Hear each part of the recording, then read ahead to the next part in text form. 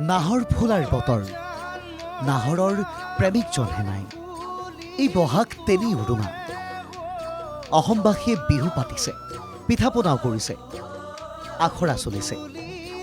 জেতুকাৰ ৰহন উচৰিছে কিন্তু ক'ৰবাৰ পৰা ভাহি অহা নাই সেই সুৰ নাহৰৰে পাতে পাতে ঐ জান মলয়াই চুমা দিলে নাহৰৰে পাতে পাতে নাহৰৰ প্ৰতি জুবিন গাৰ্গৰ আছিল অগাধ ভালপোৱা সেই নাহৰেৰে মৰম জচাৰ ভাল লগাৰ প্ৰচেষ্টা চাংচাৰিস্থিত আম্বেদকাৰ মিছনত নাহৰ উৎসৱ প্ৰিয় শিল্পীক মনত পেলাবলৈ মৰম যাচিবলৈ আয়োজিত হ'লেই নাহৰ উৎসৱ উপস্থিত থাকিল গৰিমা শইকীয়াকাৰ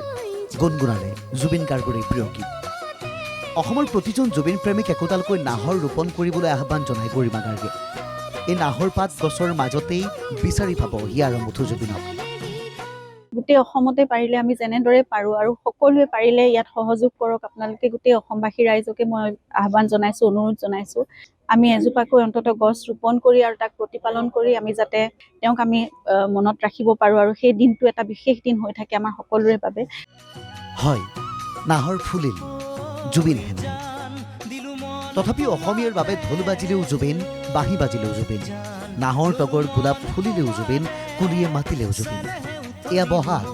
বহাগৰ প্ৰথমটো সুহুৰিত জুবিন